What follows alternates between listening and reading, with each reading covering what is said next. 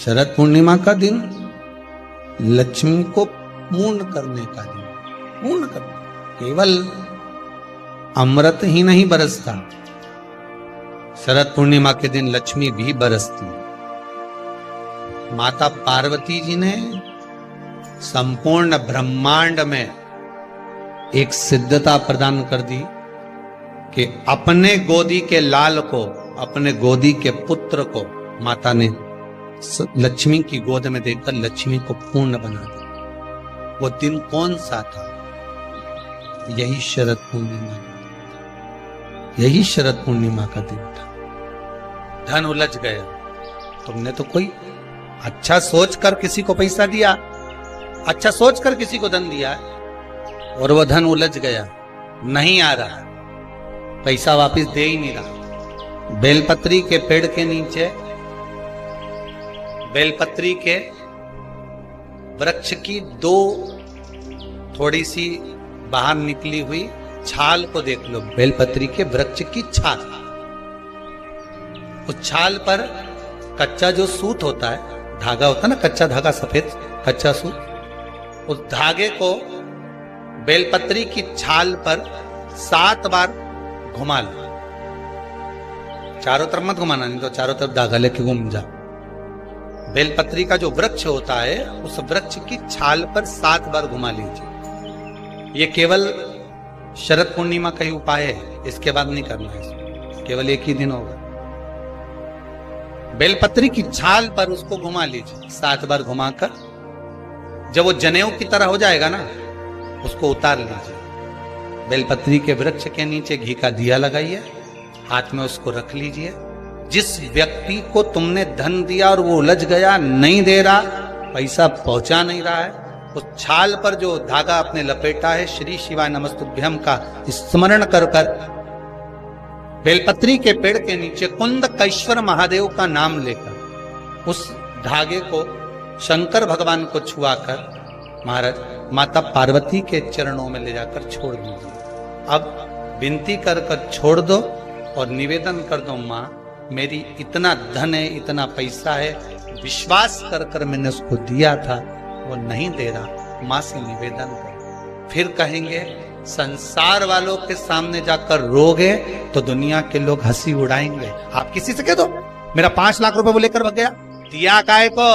हमसे पूछा था, हमने कहा था। दुनिया के लोगों के सामने जाकर कहोगे तो हंसी उड़ाएंगे, अच्छा है लेकर भाग गया, अच्छा है डूब गया। हमें किसी के सामने नहीं रोना। द्रौपदी के 5 पुत्र जब मारे गए तो द्रौपदी किसी के सामने जाकर नहीं रोई। द्रौपदी अगर रोई तो परमात्मा के चरणों में जाकर रोई। उत्तरा का गर्भ जला, ब्रह्मास्त्र छोड़ा गया, उत्तरा कहीं जाकर नहीं रोई, सीधे भगवान के चरणों में जाकर। भगवान ने पूछा हुआ क्या? उत्तरा कहती मेरा गर्भ जल रहा है, ब्रह्मास्त्र आ रहा है। अगर संसार वालों के कहने में पड़ी रहती तो उत्तरा का गर्भ भी नष्ट हो जाता, पर भगवान के चरणों में चली गई।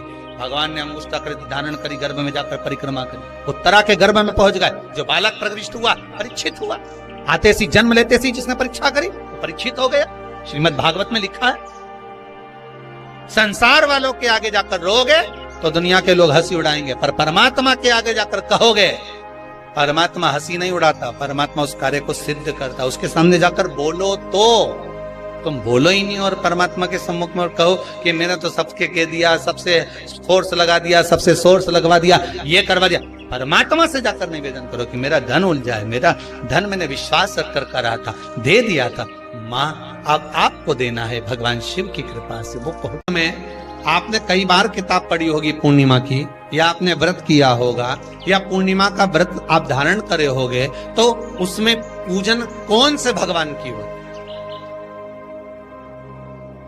पूर्णिमा के व्रत में किस भगवान की पूजन होती है? तो कहा पूर्णिमा के व्रत में केले के खंभ लगाकर पूर्णिमा का जो अध्यापन होता है, पूर्णिमा की जो पूजन होती है, उस पूजन में शंकर और पार्वती की पूजन की, शिव और नारायण की पूजन करी जाती, शंकर और पार्वती का स्मरण किया जाता। किसकी पूजन होती है? शिव पार्वती। क्यों शंकर और पार्वती का पूजन क्यों करा जाता है पूर्णिमा के व्रत में? क्योंकि शिव और माता पार्वती ही केवल एक ऐसे हैं जिन्होंने अपूर्ण लक्ष्मी को भी पूर्ण बना दिया था। किसको पूर्ण बनाया है? लक्ष्मी। शरद पूर्णिमा के दिन अगर आप शंकर भगवान को एक लोटा पानी अगर शिव को समर्पित कर रहे हो, श्वेत पुष्प को रख कर शंकर जी के ऊपर सफेद फूल को चढ़ाकर अगर एक लोटा जल भी एक पात्र जल भी शंकर को समर्पित कर रहे हो, तो ये लक्ष्मी के लिए ही तो कर रहे हो। और कौन सी लक्ष्मी? पूर्ण लक्ष्मी। पूर्ण लक्ष्मी। आपको पहले भी कथा में कहा, एक बार भगवान विष्णु के सामने लक्ष्मी मैया ने बहुत तेज स्वर में कह दिया था, नारायण, दुनिया के लोग आपका नाम जपते हैं, दुनिया के लोग नारायण नारायण कहते हैं, दुनिया के लोग आपका भजन करते हैं, पर सत्य मायने में कहूं ना तो मेरे बिना दुनिया के लोगों की नहीं चल सकती। मेरे बिना दुनिया नहीं चल सकती, संसार मेरे बिना नहीं चल सकता। भगवान विष्णु ने कहा, ये तो गलत है लक्ष्मी आपका कहना। एक दिन लक्ष्मी को अहंकार आ गया। अहंकार के संबोधन जब माता लक्ष्मी करने लगी तो भगवान उसी समय पर भगवान विष्णु को क्रोध आ गया और भगवान विष्णु ने कह दिया, लक्ष्मी तू इतनी बड़ी बड़ी बात कहती है कि तेरे बिना नहीं रह सकती संसार। मैं तुझे कहता हूं लक्ष्मी, तू अपूर्ण है। तू अपूर्ण है, तू पूर्ण कब हो गई? तेरी पूर्णता कहां हो गई? लक्ष्मी की आंख से आंसू बहने लगे। आज आपने मुझे अपूर्ण कहा। आपको मालूम है आप मुझे अपूर्ण कह रहे हो? आपको ये ज्ञात हो रहा है आप मुझे अपूर्ण कह रहे हो? भगवान कहते हैं, हाँ लक्ष्मी, मैंने तुझे अपूर्ण कहा। अपूर्णता का मतलब आप जानते हो ना?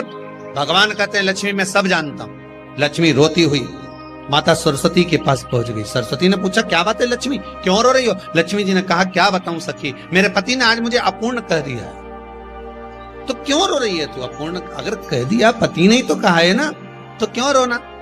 चल मेरे साथ में। और सरस्वती मैया माता लक्ष्मी को लेकर सीधे पहुंच गई माता पार्वती के यहाँ। माता पार्वती के यहाँ जब पहुंची, माता पार्वती ने लक्ष्मी जी को देखा और सरस्वती को देखा तो पूछा कि बात क्या है, क्या हो गया ऐसा, क्या हुआ, क्या है ऐसा जो तुम दोनों आज मेरे पास में आई? क्या हुआ? पार्वती जी कुछ बोलती, शिव जी का ध्यान माता सरस्वती की ओर और लक्ष्मी की ओर गया और भगवान शंकर जान गए कि आज भगवान नारायण ने लक्ष्मी जी को अपूर्ण कहा है। अब देखें माता पार्वती क्या कर सकती है, इसको पूर्ण बनाने के लिए करेगी क्या? क्या हुआ? माता सरस्वती जी बोली, लक्ष्मी को अपूर्ण कर दिया। अपूर्ण कर दिया? हाँ, तो क्या सोचना उसके लिए, इसको मैं अभी पूर्ण बना देती हूं। माता जगत जननी पार्वती ने गोदी में विराजमान गणेश जी को उठाया और उठाकर लक्ष्मी जी की गोद में दे दिया। ले लक्ष्मी, आज से तू पूर्ण हो गई। लक्ष्मी, आज से तू पूर्ण। गोदी में जब तक संतान नहीं है तो नारी को लोग अपूर्ण समझते हैं। और माता पार्वती जी ने संपूर्ण ब्रह्मांड में एक सिद्धता प्रदान कर दी कि अपने गोदी के लाल को, अपने गोदी के पुत्र को माता ने लक्ष्मी की गोद में देकर लक्ष्मी को पूर्ण बना दिया। वो दिन कौन सा था? यही शरद पूर्णिमा। कौन सा दिन? आवाज पकड़ लो। यही शरद पूर्णिमा का दिन था। शरद पूर्णिमा का दिन लक्ष्मी को पूर्ण करने का दिन, पूर्ण करने। केवल अमृत ही नहीं बरसता, शरद पूर्णिमा के दिन लक्ष्मी भी बरसती है। कितना सुंदर बात है, जरा ध्यान दीजिएगा। अगर आप थोड़ा सा पूजन में चावल भूल गए तो आपके मन में आ जाता है कि मैंने चावल नहीं चढ़ाया। बोला आता है कि नहीं आता? शास्त्र कहता है, अग्नि पुराण में स्पष्ट किया गया, कितना भी पूजन का सामान बाजार से लिया और कितनी भी अच्छी पूजन की थाली जमा लो, अच्छे से अच्छा विद्वान भी पूजन की संपूर्ण सामग्री पूजन की थाली में रख ले, विद्वान से विद्वान ब्राह्मण जन हो, चाहे पूजन करने वाला एक साधारण सा मानव क्यों ना हो, वो पूजन की थाली में संपूर्ण सामग्री जमा ले तो भी पूजन की सामग्री में पूजन करते समय कुछ ना कुछ रही जाता, रही जाता। अच्छे से अच्छा विद्वान भी पूजन की सामग्री में थोड़ा ना थोड़ा रह गया। अब मन में भ्रम उत्पन्न हो गया कि ये पूजन की सामग्री में क्यों रह गया, मेरे को ये चाहिए था, ये तो रह ही गया, मैंने तो ये चढ़ाने के लिए लाना था, मैं तो ये भूल गई। उसका कारण क्या है? हमें लगता है कि त्रुटि हो गई, हमें लगता है कि गलती हो गई, पर शंकर भगवान से कोई पूछे, शिव के भगत से कोई पूछे कि पूजन की थाली में पहले के समय में लोग पूजन करने जाते थे तो क्या पूजन की सामग्री में साहित्य कम रह जाता था? हाँ, उसका कारण क्या था? भगवान कहते हैं कारण केवल एक है। मैं खुद पूजन की थाली में, भगवान विष्णु ने संकल्प लिया था कि 108 कमल के पुष्प भगवान शंकर को समर्पित करूंगा।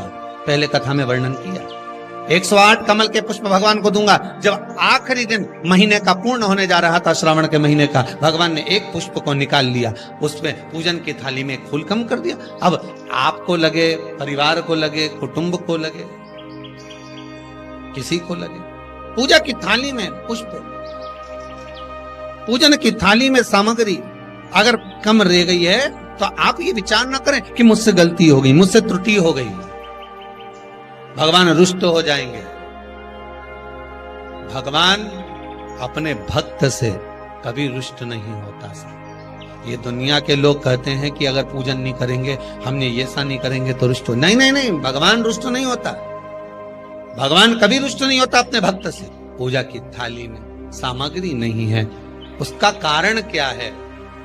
भगवान शंकर की कथा कहती है, जिस दिन पूजन करने बैठे जान कर कोई सामग्री मत छोड़कर जाना, नहीं तो तुम लोग हंसी खेल में कि चलो ये मत ले जाओ, ये नहीं, आप पूरी सामग्री जमा, और कोई सामग्री आप भूल गए हो तो समझ लेना कि भगवान आपके दरवाजे पर आने के लिए बेकरार हैं, भगवान आपके दरवाजे पर आना चाहते हैं। अगर कोई सामग्री छूट गई है, कोई सामग्री रह गई है,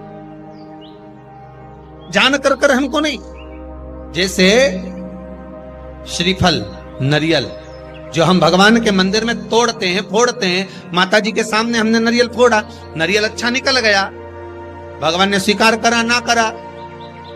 अगर नरियल अच्छा निकल गया तो आपने थोड़ी सी चिटक निकाल कर भगवान को चढ़ाई, बाकी का सब घर ले जाके चक्कू से निकाल निकाल के सब खा गए।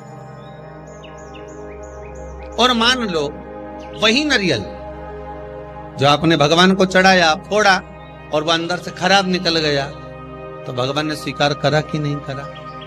शिव महापुराण की कथा कहती है, जो नरियल अंदर से बेकार निकल गया वो भगवान ने पूर्ण स्वीकार कर लिया, क्योंकि भगवान को मालूम है कि ये सड़ा हुआ नरियल तू चक्कू से निकाल के नहीं खाएगी, जब परिक्रमा लगाएगी तो मंदिर के पीछे पटक जाएगी।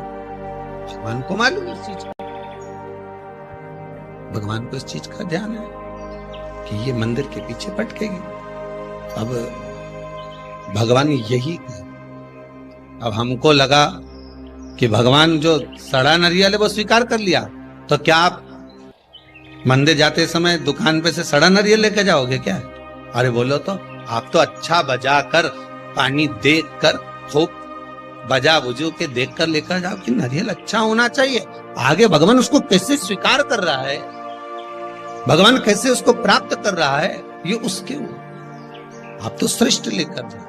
आप तो पूरी पूजा की थाली को लगाकर, पूरी पूजा की थाली को जमा कर, पूजन का साहित्य रखकर, पूजन की सामग्री को संपूर्ण जमा कर लेकर आप जाइए। कोई सामग्री रह जाए तो आप मन में उसके लिए खेद उत्पन्न ना करें, आप तो ये सोचें कि भगवान उसको स्वीकार कर रहा है और भगवान का मन है आज मेरे घर आए, आज भगवान चाहता है कि मैं अपने तेरे घर पर चलूं।